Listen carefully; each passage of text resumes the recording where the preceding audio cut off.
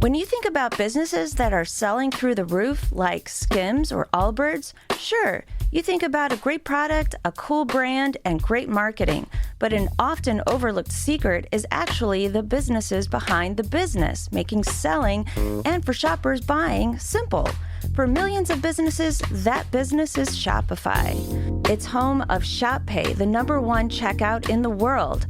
You can use it to boost conversions up to 50%, meaning way less carts going abandoned and way more sales going through to checkout. Upgrade your business and get the same checkout Allbirds uses. Sign up for your $1 per month trial period at shopify.com/income, all lowercase. Go to shopify.com/income to upgrade your selling today. Shopify.com/income. One hit is all you need to make the money guaranteed, and you can live off royalties forever. And it makes me wonder, is it just a wonder, or is it one hit thunder? Chris, it is currently 12:15 in the morning, Eastern Standard Time. We just finished watching the Grammys that went so long, but we're giving instant reactions, our thoughts of the entire show. Let me start with this, Chris. What were your thoughts? I want to know how you were thinking about this. First of all, 12:15 isn't the morning. Just because it's past midnight doesn't mean it's the morning. Chris, I have basically exclusively been going to bed by 9 p.m. for the last 6 months. This is the latest I've been up since I think the last time I came to Pittsburgh. Okay, fine, whatever. What were my thoughts? Man, I have a lot of thoughts. Maybe let's start here. The host, Trevor Noah. How do you feel about how Trevor Noah did? I feel like he did the same exact thing every year. He does. I got to the point pretty quickly that I was like, I am not even going to clock any of the jokes or any of the bits that Trevor Noah does, and I'm just going to focus on what we're here for, which, like, I think I've come around to really liking the Grammys, because the Grammys is like 7 awards and speeches, and beyond that, it is just a glorified pop star concert montage.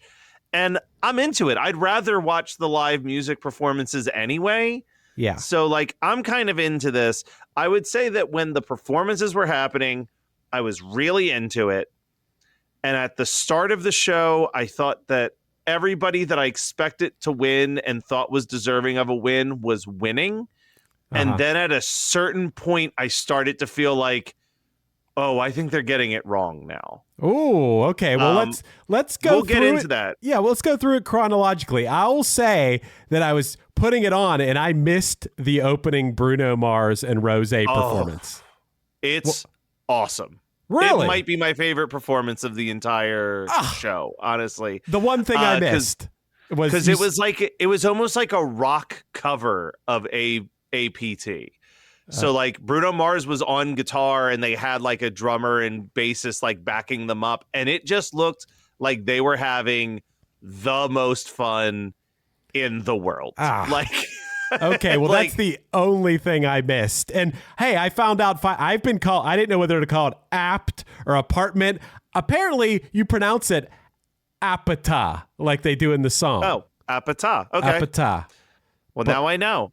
But yeah, okay. It was great. I literally wrote, I really like this performance, and it's made me like this song even more than I already did. Okay. But then Trevor Noah goes out there. He starts doing his thing. The only thing I want to mention, because I cannot believe that this didn't get mentioned the entire time, Barb and I were watching the opening, and all we could do was make I Think You Should Leave Brian's Hat references to the gigantic white hat that Jamie Foxx was wearing. Like this hat. Did you see the hat that I'm talking about? Yeah. It was like a brim. Like it was like a foot of brim fully around his head. It was insane. Yeah, and as far as Trevor Noah goes, it's fine. The jokes are dumb, but like he is just like being really respectful to all the artists, basically. Yeah. Like, it's fine. He makes a few jokes here and there that are kind of like obvious and, kind of funny, kind of relevant. In general, I guess I like Trevor Noah. And what I'll say about the Grammys just in general is the Grammys, granted, they're kind of dumb, but if they went away and the Grammys didn't exist anymore, we'd be bummed. We would miss them. We would be. Yeah. I love an award show. I really do. We get our second performance. Sabrina Carpenter comes out and does Man-Child. Yeah. I really like this performance, but I think I preferred last year when it was like the rainy street set more than I liked this airport set. I felt like the airport set was a little clunky and weird to me. I didn't think so. I thought it was really cool. It was unique. I haven't seen that before. I liked how our dancers were like different people at the airport. Yes, I did like that. One of my notes that I wrote was I strive to have the confidence that Sabrina Carpenter has on stage. Like that, she just commands a room. She is a perfect pop star. She really is. I seriously think she's like already an all-timer. And the only thing I was confused about is why did she have a bird at the end? She had a real bird at the very end. Well, that happened in the beginning, too. There was like a magic trick where she pulled out a dove and then it flew out of her hand. And I guess it flew back to her at the end of the song. That was a little confusing. I did love that in the musical breakdown, she like gets on the intercom and says like, "This is your captain speaking. If you're having fun, throw up your hands and yell." And I'm like, that's just fun. She's just fun. She's just a fun pop star. She's great. I'm a big fan. Nothing all night. No, that's Insane. okay. She has a long career ahead of her. She's gonna win. She's gonna win Grammys. But let's get to the first one that was presented in the broadcast. Was when Queen Latifah and Doechii came out to present Best Rap Album, and I will say they referenced Unity, or maybe they played a little bit of it. I can't remember. I made a note of it. But on the last run of Punchline shows, we listened to that song, Unity. Yeah. We listened to it several times again. It's so good. Who you calling a bitch? Yeah, it's so good. That's such a good song. And Kendrick won, and my note on that is, sure? Yeah. I personally think that the Clips album was a little bit better, but I mean, this is an undeniably great record. Like I think there's a handful of records that were nominated this year that, I always say like the 10-year test. 10 years from now, are people still going to be talking about it? And with the Kendrick record, I think yes. I think that it's a good enough record that has enough good songs that like 10 years from now, it's not going to be a forgotten record.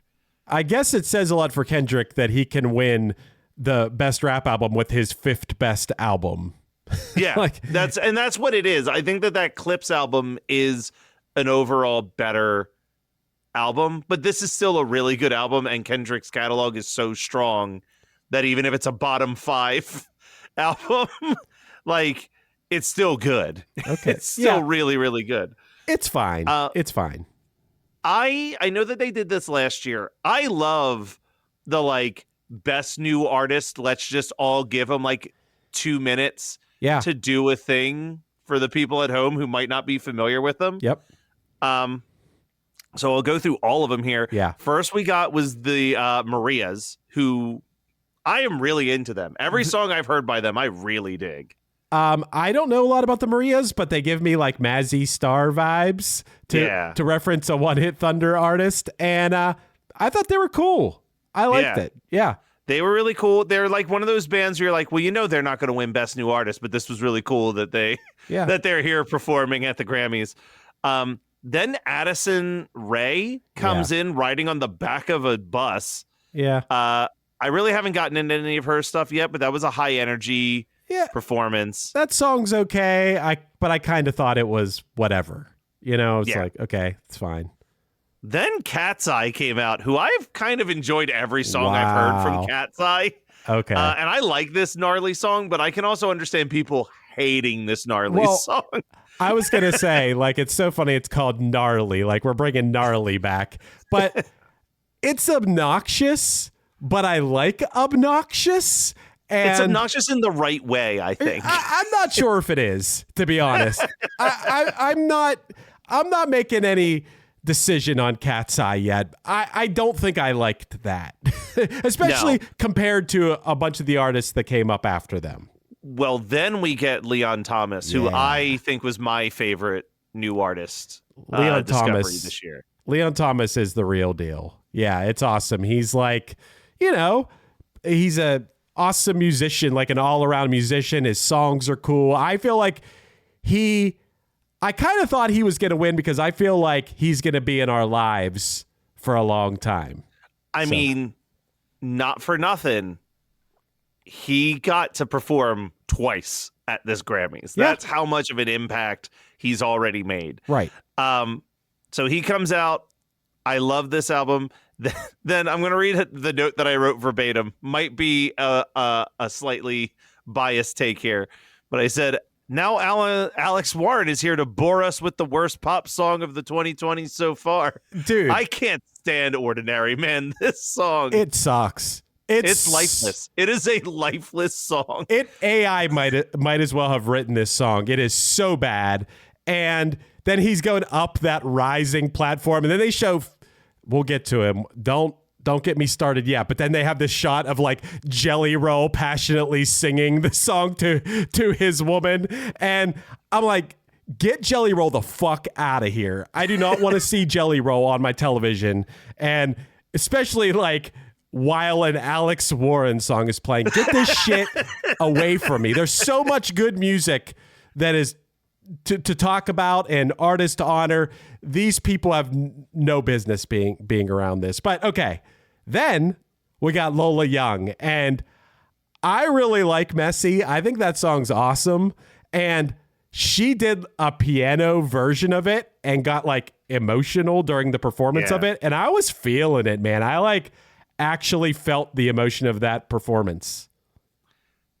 I agree with you. Lola Young, I've been kind of getting into more and more, but I have to say the person who I've really been getting into and then seeing her perform live sealed the deal for me was Olivia Dean. Oh, of course. So Lola Young leads into Olivia Dean, and originally, like we were just saying, Leon Thomas was who I really thought was going to win Best New Artist. I'm like, he's a brand new artist who's already nominated for Album of the Year. Like, it felt like a layup. But I saw Olivia Dean on that stage, and I thought, oh, this woman has all the makings of a pop star that will be in our life for like decades. Like, she's got stage presence, and she's got the voice to back up the stage presence.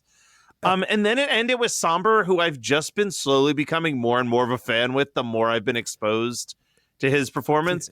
Not that I think that any of his songs he's done have hooked me, but I'm like, if this is what someone's doing at 19, I'm really excited to see like what 29-year-old Somber does. That's kind of where I'm at with it. Like, I'm ready to be like, oh, this is bad. But then I'm like, you know what? It's not that bad. And I know I can just tell. There's artists I can tell, like, eventually I'm going to like songs by this guy. And I mean, it's just a guy, right? It's just one kid. Yeah. It's like his first and last name, like abbreviated or something for Somber. I could just kind of tell he's eventually going to have songs I like. And I do like upbeat, dancey stuff.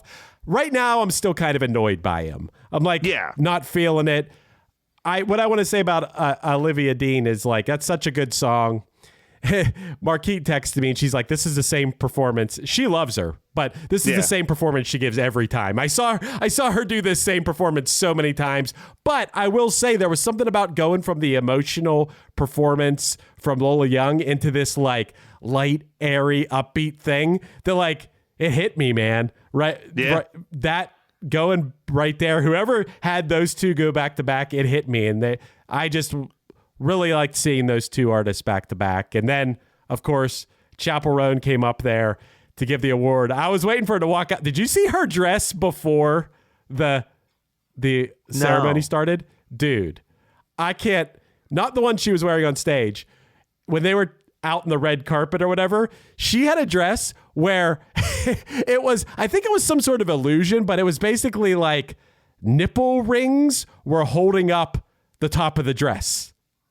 Oh, that's so weird. Dude, wait till you see it. It is so I'm sure weird. I'll see it later. I did not watch any of the red carpet. I just dove right in at 8:00. Dude. But my note was Chappell Roan is really bad at talking. Like, her music's pretty good, but she looked so uncomfortable up on that stage. Yeah.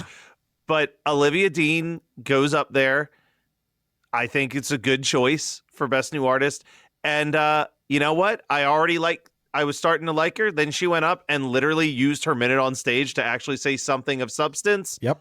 Loved her even more. You know what I mean? Like, there were a lot of opportunities for people to say things. I'm going to bring up that again later. Right. There was something very suspicious to me, but we won't get there just yet. Okay. Trevor Noah sits down with Bad Bunny after this, and he does this weird bit that came up 2 or 3 other times about the Super Bowl non-performance clause. Yeah. Boring. Like, didn't work for me at all. But don't skip over this, though, because he did bring up all of the stuff that Bad Bunny has Which done is awesome. for Puerto Rico. You it's can't, fucking awesome. Well, even if Bad Bunny's music's not your thing, if you don't like this guy, you're crazy. Just learn about him a little bit. Today on the New York Times, the Daily Podcast, they had the guys from the Popcast, the New York Times Popcast. It was a whole episode about Bad Bunny. Listen to it. It'll make you really like him. There is a lot to like about this guy. So, and I kind of like some of his songs, but hey, you're skipping something I want to mention real quick. I see these because I watch football sometimes, but when it would go to commercials, dude, the advertisements for CBS shows are so horrendous. Like, they really are. They look horrible, like the way that they're shot. They look horrendous, and just that every show looks so stupid. That's all. I just wanted to mention that. While we're talking about CBS shows, though, I know that you do not give a shit about Survivor or the fact that the 50th season of Survivor is happening in a couple weeks.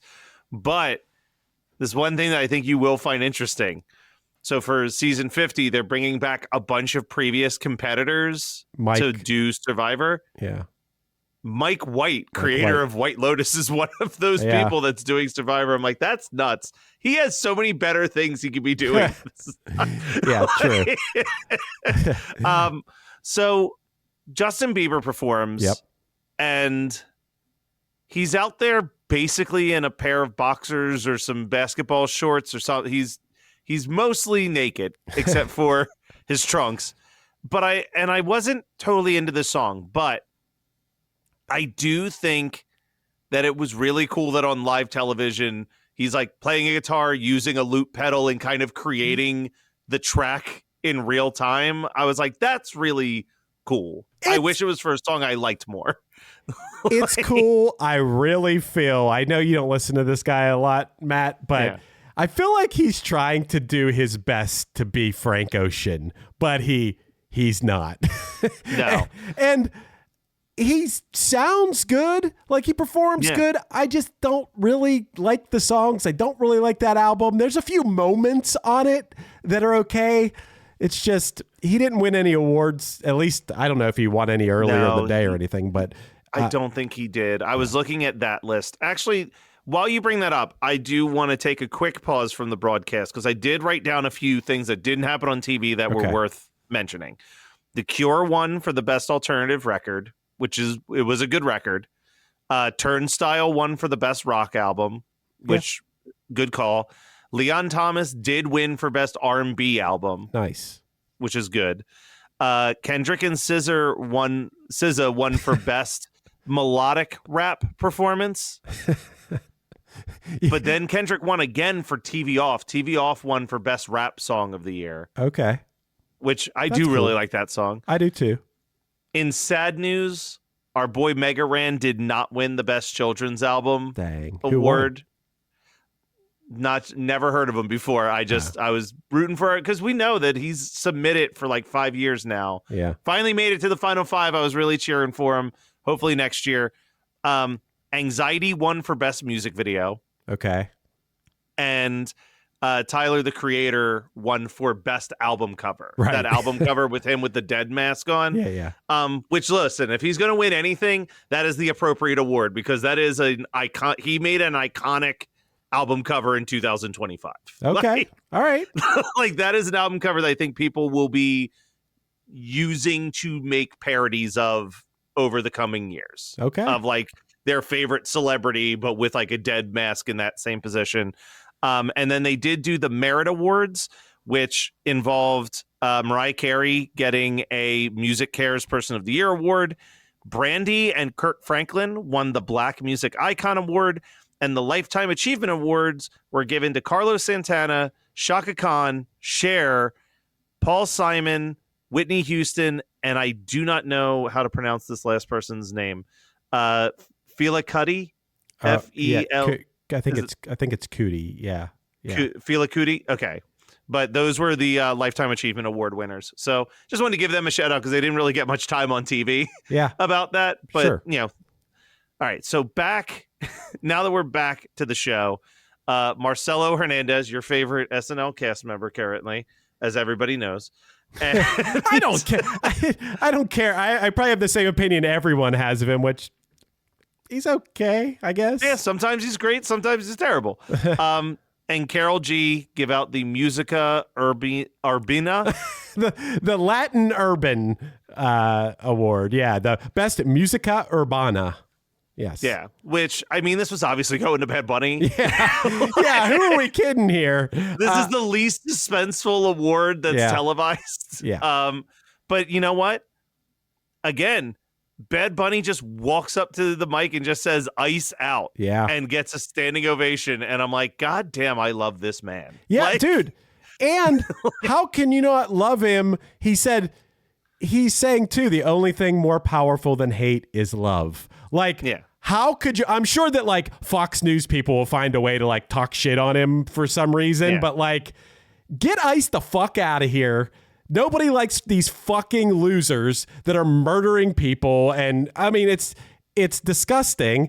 And I honestly, like, I'm disappointed in everybody that didn't say something about it, to be honest. Like, I really think that, like, whatever. A lot of people did, but I thought it was awesome. What he said was awesome. I thought it was great. We'll get there in a second because I have some thoughts. But Lainey Wilson and Jeff Goldblum come out to give out the Best Contemporary Country Award. Hold up. I got to talk to you about something. You did miss something. Why did they play a whole Noah Khan? They played a whole music video for a MasterCard commercial. Yeah, they debuted a music video in the middle of the Grammys. I was like, what is going on here? This is an entire music video. And I'm like, did someone pay for this to like air here? And then I realized it was MasterCard who did. Yeah. And I'm like, is this cool? Like, if you're that, I know people like him and I think he's probably like a pretty cool artist. But song didn't do anything for me. I definitely wasn't like running to download it after I saw that music video. I thought the song was okay, but the fact that MasterCard used all of America's, charges to pay for this, like, it felt a little bit like, I don't know. If I were in his position, in the grand scheme, MasterCard could take those charges and put it to something way worse than us watching a music video for a couple hours during the Grammys. I guess that's a good point. I'm trying to think, like, if I were in his position and I was a popular artist and I was making lots of money, wouldn't I, like, not want to? But maybe I would. Maybe it'd be hard to. Maybe only guys on podcasts about one-hit wonders are the only ones who are even going to say anything about that. It felt a little sellouty to me, but I don't know. I think that's valid. Okay. It was very weird. Okay. But yes, we come back. Lainey Wilson and Jeff Goldblum give out the Best Contemporary Country Album Award. I was personally hoping for Tyler Childers. Just some good, like, old school, like Willie Nelson style Americana. but I feared it would go to Jelly Roll. And boy, was my fears realized. And then, this is coming from a guy who works at a church. Jelly Roll talked about Jesus too goddamn much up on that stage. Not just that, his whole vibe was just whack. So I have to confess one thing. I have not seen anything. I've heard that Jelly Roll lost a bunch of weight. I had not seen what skinny Jelly Roll looked like. Going from the music video that they played of the song immediately to what he looks like now was startling. I was not prepared.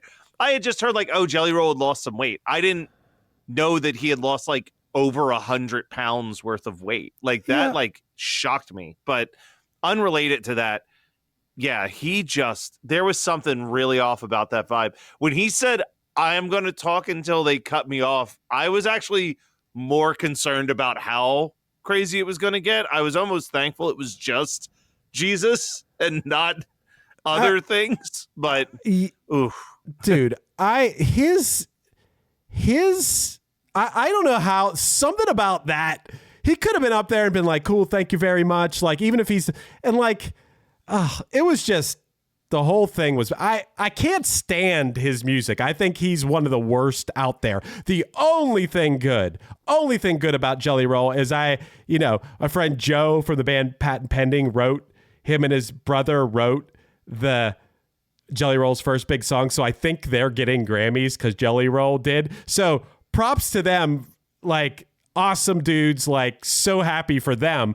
But man, do I despise Jelly Roll. His music is trash. The closest I've come to liking Jelly Roll is I don't hate the Shabuzi song that he's on. That's because I like Shabuzi. Yeah, I don't mind Shabuzi. Yeah, he has that song Amen that he just put out that Jelly Roll, I guess, does the chorus on. But yeah, not into Jelly Roll. Not a fan. Nope. This is followed up by Lady Gaga performing the most overrated song of 2025, Abracadabra. Oh, it's so bad. Dude, I just do not like this song. It's I went from being like, is this good? I've decided after that performance, that's just a bad song, and I do not get what people like about it. I just don't get it. And also, does Lady Gaga think she's the new Marilyn Manson? She just basically looks like Marilyn Manson.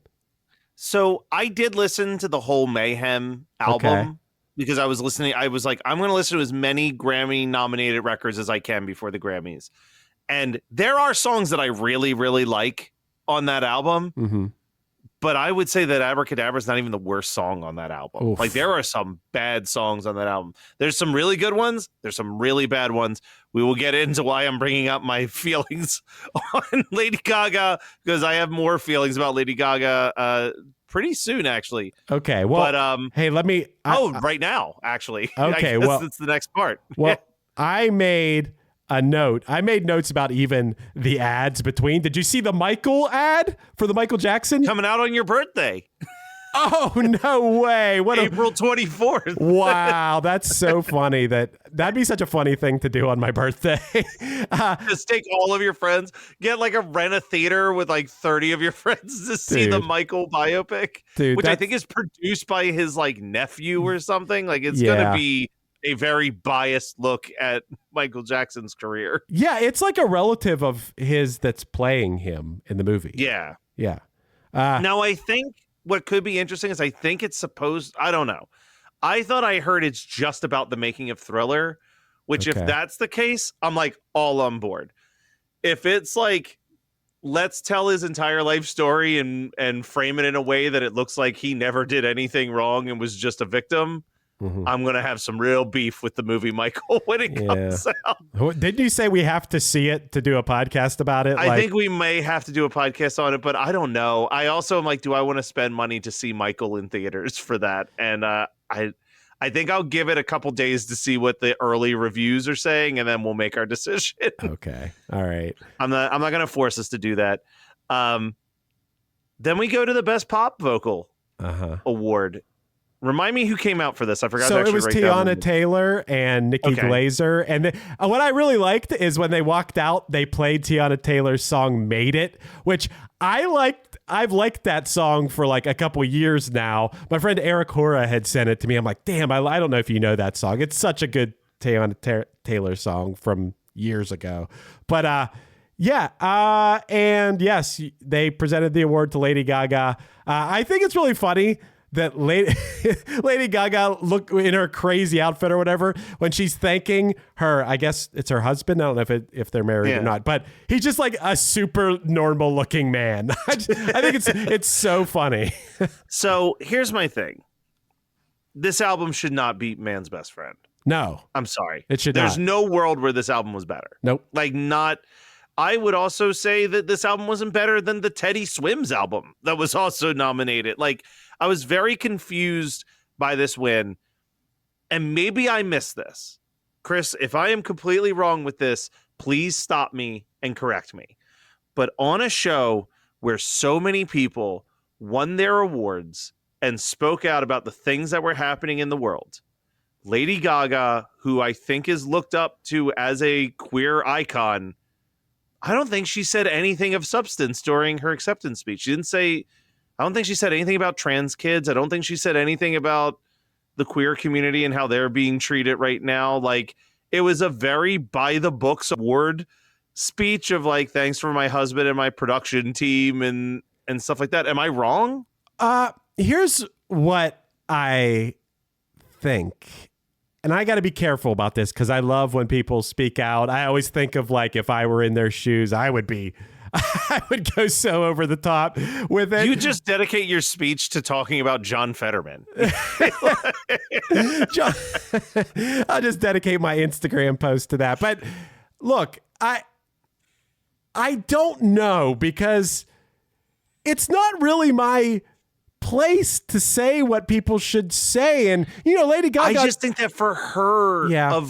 For what she represents to a giant section of people that are being, ostracized and attacked in the media, for her to say nothing was like kind of shocking to me. But she has said so much over the years. I'm not sticking That's up fair. for her. Okay. I don't like her music. I saw just on stage, like in the past week, that she was speaking out about ICE and stuff. And like, okay, I just wanted to make. I was very thrown off by that because I thought if anybody was going to say something, it would have been her. And then I was confused that she was the one that didn't say anything really. But if I guess we can't hold people to some standard of what we want them to say, but that is true. She did say something about like wanting women to stand up for themselves, like when it comes to like their art and in the studio and as producers and stuff. That was what she was getting at with her speech. That was her little bit of her soapbox at that moment. And if that's what she chose with her 40 seconds or whatever, so that's right. fine. Fair enough. Fair enough. Next up was Bruno Mars, who came out and performed his new song, I Just Might. And Chris, I'm pretty excited for his new album, and I think that this is one we have to review when it comes out in a couple weeks for the podcast. I'm fine with that. I obviously love some Bruno Mars from the past. I love the 24 Karat Magic album. But I had a question to myself. I made a note. Is this song bad? I find this song annoying. I don't think it's his best song. I definitely don't think this is one that's making me as excited as like when I heard 24 Karat Magic before that album came out. Yeah. And was like, oh, goddamn. But it is his first album in over a decade. So I'm like, we have to review it for the podcast. And I feel like even bad Bruno Mars is still pretty good. It's just that I hold good Bruno Mars to such a high standard. It felt like throwback, fake throwback. Like it. I could see that. I just didn't like it. I found it annoying. I do like when, one thing I will say I like is when the whole band moves in unison. And I try to get my band to do that sometimes and they just won't do it with me. But I do like the show. I just thought the song was bad. I didn't like it. Sorry. It's all right. Charlie XCX comes out and she presents the Best Pop Solo Performance Award, and Lola Young wins. Yeah. Which is a real shock. Yep. But it was at this moment that I realized, oh, Sabrina's not winning anything. Like, yeah. like this was the moment when it clicked for me that she was not walking home with any awards. I really liked that she won because you could tell when she got up there, she had I don't She think did not expect to win against any of these other people. No, not at all. And yeah, I just think she's a talent, man. I really, really think she is. And you know, I thought it was cool she won. I didn't expect that. Yeah, I think similarly, someone who seemed shocked to have won was the next one here. That when Carole King came out and gave Song of the Year award and it went to Billie Eilish for Wildflower, she looked startled that she won this. You know, this was the award I was most interested in. We did a Krista Makes a Podcast episode about it where that's our tradition. We go through all the songs. And I like this song. This was pretty high on how much I liked the songs because it felt like the most real song out of any of them. But I really didn't think it was going to win. In fact, I thought this maybe would have been the last one that would have won out of all of them. So I thought it was pretty cool. I really wanted to get Billie up there. Man, Billie is awesome, man. Now, was it, I think you or DeMakes pointed out that this is the song with the least amount of songwriters on it, right? Yeah, it's just her and Phineas. Yeah. So like that's kind of cool too, that the person who didn't have like 9 songwriters helping won. Dude. Like that's an awesome win. And then I'm pretty sure, I mean, they were weird with their censoring, but I'm pretty sure she just straight up said fuck ICE. She did. Speech. She said, hey, she should have said no one is illegal on stolen land. And I was like, fuck yes. And then she's like, fuck ICE, which is exactly, I love it because it's exactly if I were in her shoes, what I would do. And dude, it's, you know, you have certain punk rock bands, Dropkick Murphys, mad respect to them. And like, you know, but I love that like some of the pop artists are way more punk than the punk bands are. Like, you know, between Billie Eilish and Olivia Rodrigo and like just people speaking out, it's fucking awesome, man. And I knew Billie Eilish was going to go up there and just say some awesome shit. And like, I know it doesn't, it's an awards speech and it's not, but man, it means something. I think it means something when the arts and the culture and the music, which you and I, music's so important. And to see people that you respect using their minute to say something, I just think it's badass, man. I think it's great. Hey there, One Hit Thunder listeners. Are you ready to take your music to the next level? Well, get ready to rock because this episode is brought to you by DistroKid, the ultimate digital music distribution service for artists like you. With DistroKid, you can easily upload your songs or albums to online stores and streaming platforms like Spotify, Apple Music, and YouTube Music, reaching fans all around the globe.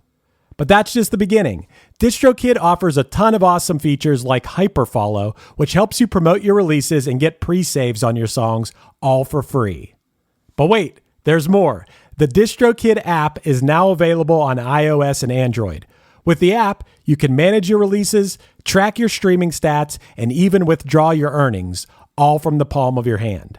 And for those looking to perfect their sound, check out Mixia. This powerful tool allows you to put the finishing touches on your tracks in minutes, ensuring they sound polished and professional every time.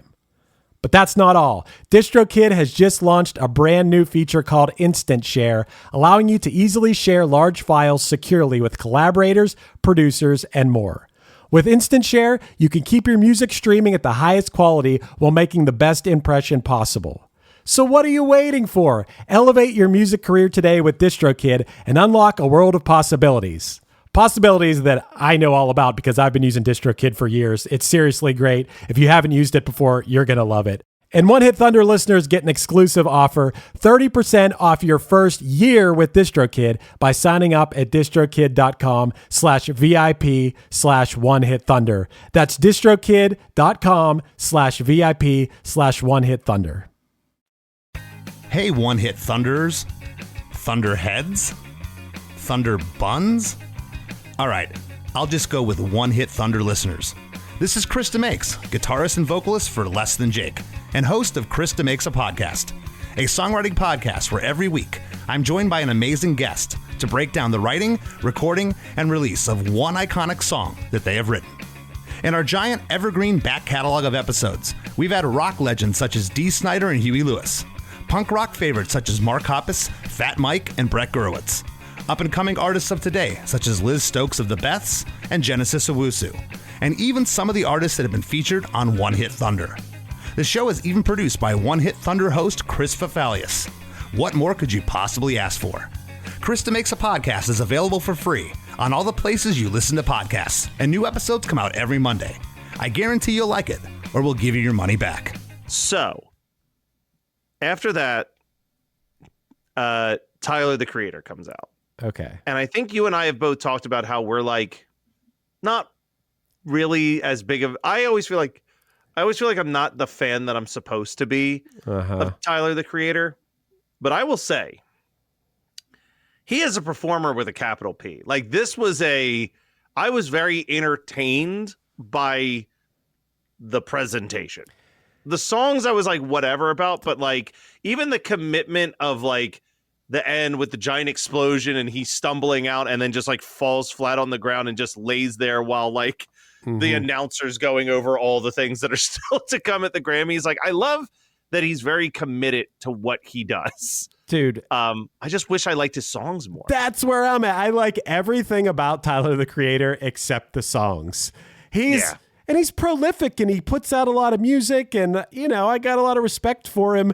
It's just his music doesn't appeal to me. There's something missing in his music for me. And I like the style of music that he makes. Like, that's something I would like. It just, I don't know, man. Something's missing in the songs for me. But yeah, it was a fun performance. Yeah. It's cool. Q-Tip then came out. He gave a quick honor to D'Angelo, and then he presented the Dr. Dre Global Impact Award to Pharrell Williams.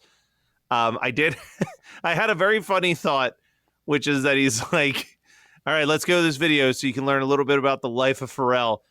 And there was a part of me that was like, man, if they just play the entirety of that Lego movie that came out last year about Pharrell Williams' life, this might be the funniest moment in the Grammys history. Dude. But it was fine. We got a lot of these like minute-long mini documentaries about people in the back half of the Grammys out of nowhere. Do you think Pharrell has put more good music or bad music into the world? It's probably been more bad music, but when it's good, it's like really good. Okay. Like, I think that when he nails it, he really nails it. And when he doesn't, it's pretty bad. I mean, isn't he responsible for Blurred Lines? Yeah.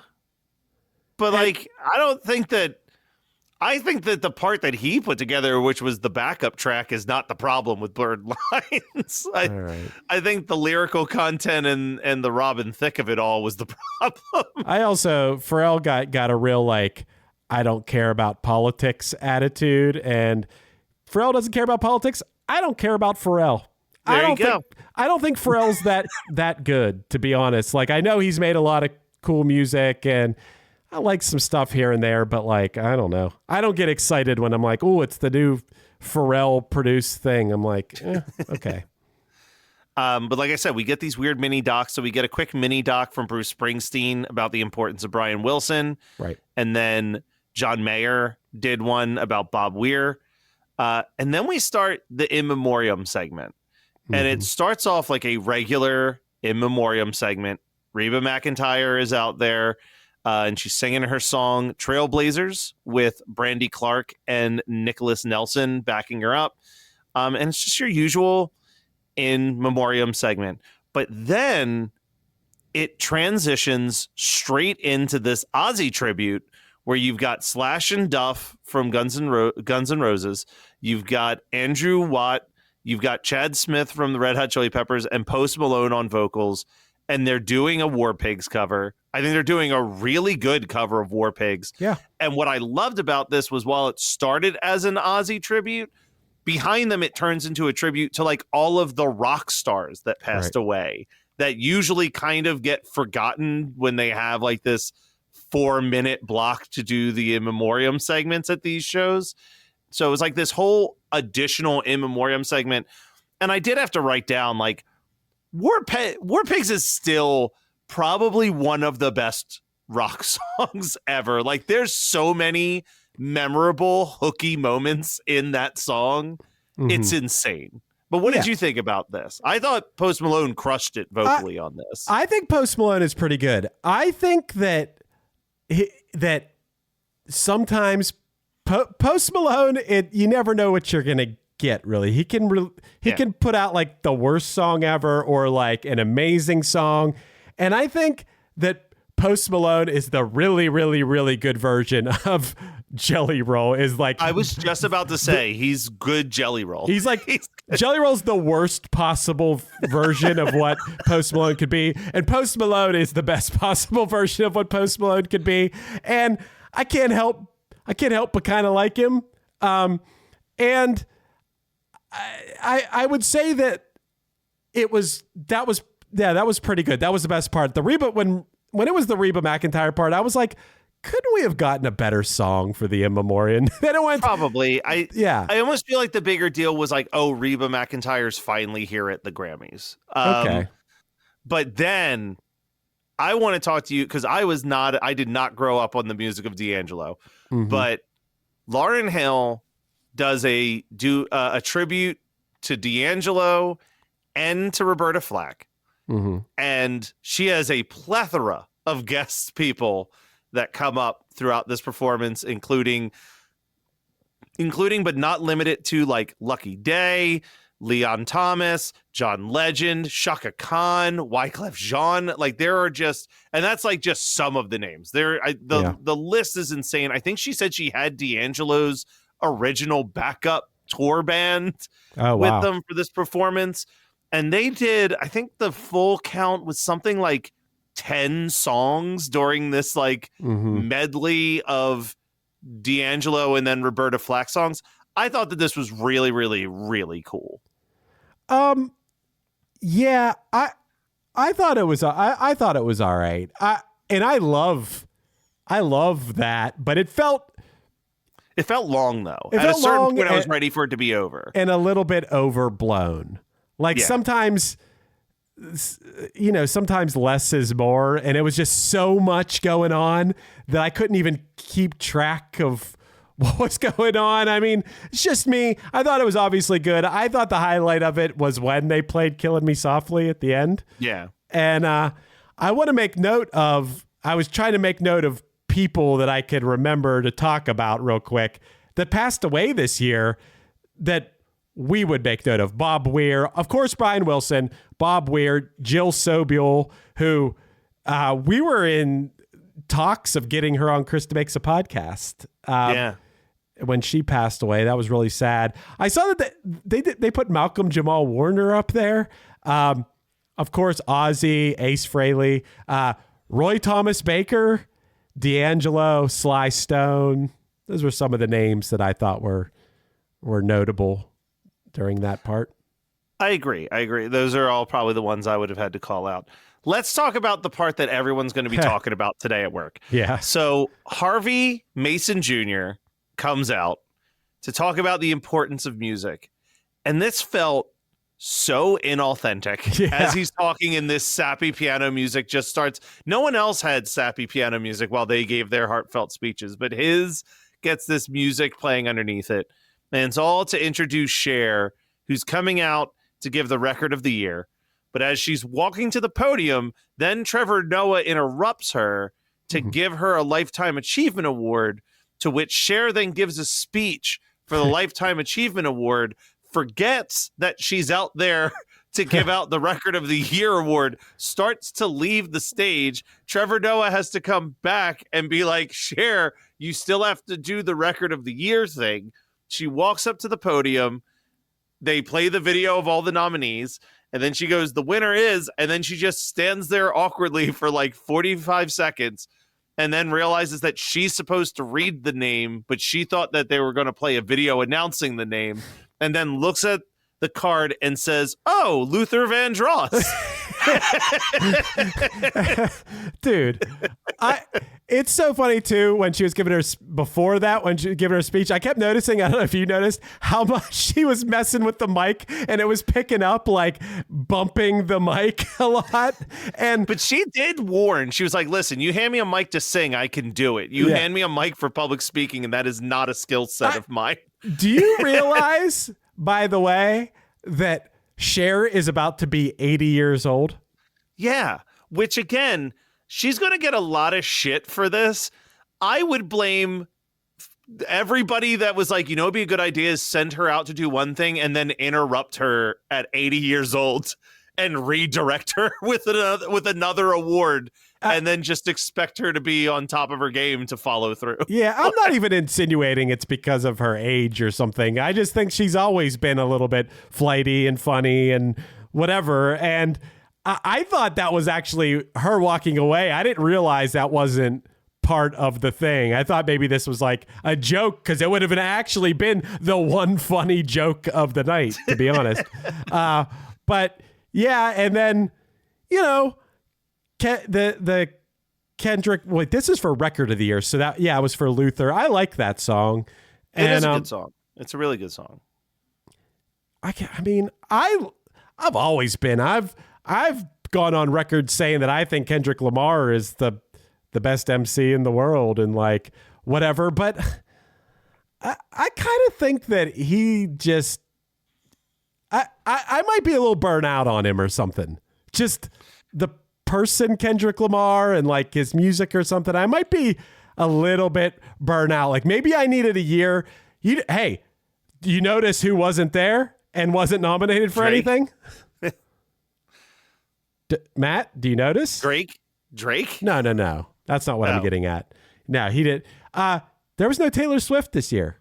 Oh, yeah. No, because that album was very mediocre. That album was terrible. I also, and I need, listen, we do a music podcast. I should probably know this stuff. I don't think I understand what the window is because Wicked was nominated, but not the Wicked that came out last year, the Wicked that came out in 2024. Oh. Because Defying Gravity won for Best Pop Group Duo Performance. And that's like a 2.5-year-old song right now. Like, I don't know if Taylor Swift's album came out in time for the cutoff either. I don't know what their window is because Wicked was November of 2024. So it might be like September to September. If that album won anything, that would completely delegitimize the Grammys because that thing is atrocious. And it's not a good album. No, it's...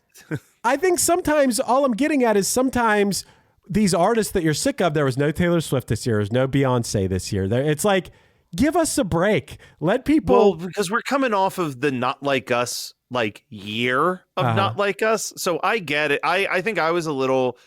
I didn't listen to Kendrick's album until 2 weeks ago when I was doing the listen through of all these nominated albums. And I think that that's why I was kind of lukewarm towards it and really into the Clips album instead, was that I think similarly to you, I don't think I dislike Kendrick Lamar. I just think that we had a very Kendrick Lamar heavy year. And I'm ready for like a Kendrick Lamar hiatus. Like, just like, even if it's just like a year break, like a sabbatical from Kendrick, and then drop another album and like get me excited again. But this was a long album cycle for Kendrick. Yeah, I would say so. And then Clips performed, which I think that song's pretty good. Once again, it was fine. Once again, Pharrell ruined it for me because he's wearing fur. Like, yeah, he's a weird man. He's he's also wearing a grill at like 50 years old. But that's fine. Unless it's fake fur, which I highly doubt that it is. Yeah. The second I see someone wearing fur, I'm like, you're a fucking scumbag. I felt that way about Big Boy. But when Outkast performed somewhere, he's wearing fur. I'm like, you're wearing fucking fur? Like, are you kidding me? I mean... Anytime after the 90s, you should know fucking better. Like, you should have always known, but like, clearly it's fucked up to be doing that. Yeah. Like, whatever. I know that I'm hypocritical about certain things, but it's not that hard not to wear fur. I mean, unless it's like ethically sourced fur or something. I don't even know if that's a thing, but I highly doubt is that it a thing? No, I highly doubt it is. Well, the last thing that happens, Harry Styles comes out for Album of the Year, which is won by Bad Bunny, which was not the outcome I was personally expecting. I will say that seeing Bad Bunny get emotional at his table was really endearing. Yeah. It was really sweet. It was really endearing. I'm going to say something, and I don't want this to come off as me shit-talking this album. I'll be the first to admit that the Bad Bunny record is not made for me. I'm just not, I don't know that world. I don't know that music. I enjoyed it. It was good. I don't know if it passes the 10-year test. I don't know if 10 years from now are people going to still point to that specific album as like a game-changing classic. They could. You know what I mean? Like, that could become like one of the most legendary albums in music history, but I don't think it is going to be. But I'm glad that it wasn't Gaga, and I'm goddamn glad it wasn't that Justin Bieber record. So. I would say that it's sometimes, and Krista Makes talked about this, it's hard to like, if you don't speak Spanish, it's hard to relate to a song. I mean, you could get translations to stuff, but on the other hand, my favorite album from last year was the Rosalia album that is 98% in other languages. A lot of Spanish. She sings in 13 different languages on it, and that was my favorite album of the year. So there is a great song can, in my opinion, hit you and on an emotional level, even if you aren't understanding the lyrics at first. So I thought it was cool. I think it's cool. Yeah. I'm not complaining. I don't know if it was the right pick, but from an emotional stance and seeing how, like, I also know that is going to mean a lot to a lot of people. And like, who am I to yuck that yum? You know what I mean? Like that's awesome. Real quick before we close this out. Do you have it in front of you? Will you remind me of what the other nominees were? Like, what did you think should win? I really thought that it was going to go to either the Clips "Let God Sort 'Em Out" record or the Sabrina Carpenter "Man's Best Friend" album. The other ones that were nominated were "Swag" by Justin Bieber, which had no business being nominated. "Mayhem" from Lady Gaga, again, no business being nominated. GNX from Kendrick Lamar, shouldn't have won, but glad it's there. Mutt from Leon Thomas, which I would have been, if that won, that would have fucking been awesome. Yeah, that would have been pretty cool. I like that a lot. And then the Tyler, the Creator one, Chroma Copa. Chromacopia, right? Chromacopia, yeah, right. That one. The one that won for Best Album Cover. Which, I don't know, man. Like we said, I love everything about that guy except for his music. So it was hard for me to really judge that one. But this was excluding the Lady Gaga album that I thought was not bad, but mediocre, and the Justin Bieber album that I actively thought was more bad than good. It was a pretty good class of nominations. Like, I listened to the Bad Bunny album. I did not hate my time listening to it. But, and again, it's not music that I listen to. So I feel like my review of it would be the same as if my dad reviewed a Green Day album, where he's like, to me, I was like, all the songs kind of sound the same. Like, I had trouble like telling them apart, but I'm not exposed to that genre of music. And I'm sure that someone who loves that genre of music would listen to it and be able to point out all of the very specific ways that each song was like different and unique. So it's just, I think I need to familiarize myself with reggaeton way more to be able to have a full blown opinion on it. But I am very glad that he won because I like the guy. Like, I like the human that Bad Bunny is. Yeah. And I think he's like, let's see this Super Bowl halftime performance too. And I'm sure it's going to be memorable and cool. And I'm betting Cardi B. I've been saying this a lot. Cardi B, I think, is coming out for that performance. I think she comes out and they do I Like It. Okay. Yeah. Because I think that was his big exposure in America was that track. I feel like that was the first time I remember hearing his name. Okay. Was being one of the rappers on that song. Okay. It wasn't like you named, Leon Thomas probably would have been my pick of those ones you named. I like the Sabrina Carpenter album, but I actually think I liked her last album a little more. So I don't know why I would think that this was album of the year. Like I said, I don't think that's anywhere near Kendrick's best album. And then the rest of them, they're not my thing. So I think of those choices, Bad Bunny, I think that's right. I would have given it that Rosalia album. I don't know. Maybe that one would be up for next year because that was like a worldwide, one of the biggest albums in the world, the Rosalia album that I love so much. But maybe that wasn't in for this year. Maybe that would be qualify for next year. We don't know. When did it come out? Because apparently if it was November, December, it might not even be in the running yet. I think it was before that. But anyway, overall, Grammys, it was fun. We saw some good performances and we saw some artists that I respect speak out, which I thought was cool. What do you think?